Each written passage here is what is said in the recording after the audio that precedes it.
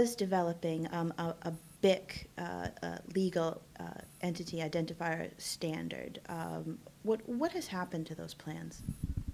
Well, plans have changed a little bit because we were thinking last year that BIC, which is a current identifier widely used in the financial industry, could be expanded to become a legal entity identifier on a much broader scale to satisfy the regulatory requirements which are leading to the need for such a broad identifier. And the original thought was, well, BIC's already an identifier for the financial community.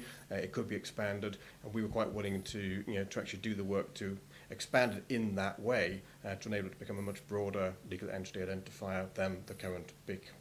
The change has been that since February, ISO and ISO basically own the BIC standard. BIC is actually ISO 9362, so it's actually got an ISO number all of its own.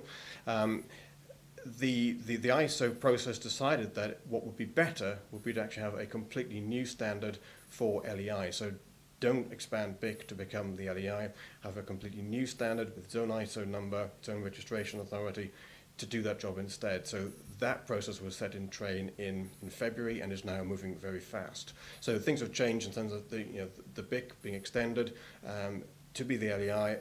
That's not happening at the moment. What we're talking about is a new standard to do the LEI job. So, but now Swift is positioning itself to be the registration authority for the LEI standard. How is Swift positioning itself for that? Yeah, I mean, we've very clearly said that we'd like to be the RA for the new standard. I say we'd already kind of made the sort of psychological decision that we were going to try and do this LEI job by extending BIC. Obviously, if that's not the way that it's going to move forward, and we're talking about a new standard, then logical thing for us is to be the RA for that new standard. And we've registered our interest as a candidate to be the LEI RA, and that process is currently happening, whereby there'll be a vote during the course of this month to decide between ourselves and the other candidate for this, which is Anna. And at the Association of National Numbering Agencies. Yes, yeah. And you expect a decision on that vote in May? Yeah, I mean, the vote takes place during April, so I think sometime early in May there'll be an announcement as to whether it's us or Anna who've got that RA role. But obviously, if it's us, then what we'll do is, because we're also RA for the BIC, and that continues, we will obviously look to try and cross-reference as much between the two standards, and we're very keen to actually fulfil this LEI role. I think it's something that Swift's well suited for, and we're hoping that we'll get that result and be allocated the role of RA after the process, voting process finishes in the end of this month, beginning of May. So if the LEI is not going to be based on the BIC, where is the standard going to be? Who's going to develop the new standard? Well, I mean, the draft standard is a responsibility for ISO. They have a particular group, TC68, which feeds in a number of working groups, which will define that standard. They've actually already come up with a draft. So there's a draft standard that's been put together by ISO already.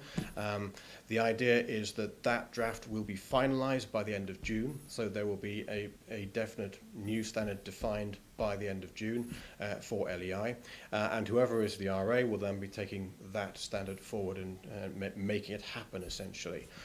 So the two things are, you've got the RA decision at the end of this month, you've then got the draft standard finalised by the end of June, and then we can then move forward on creating this new LEI according to the standard that is agreed by the end of June. How is Swift, moving back to the BIC, how is Swift expanding the BIC and moving it into non-financial?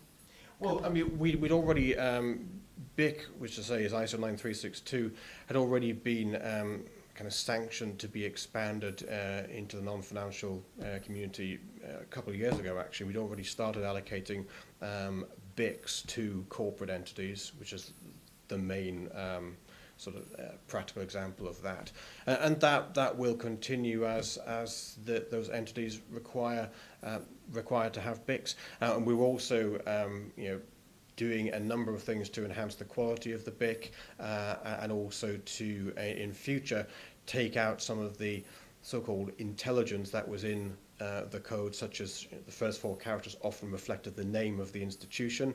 That kind of gets a bit cumbersome as institutions change their name, but the code doesn't change. So it's actually better going forward if you actually have just alphanumeric characteristics in that, makes it more generic.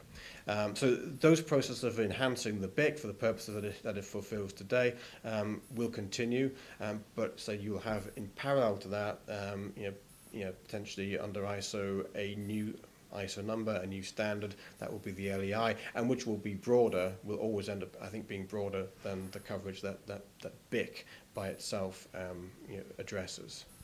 Thank you very much.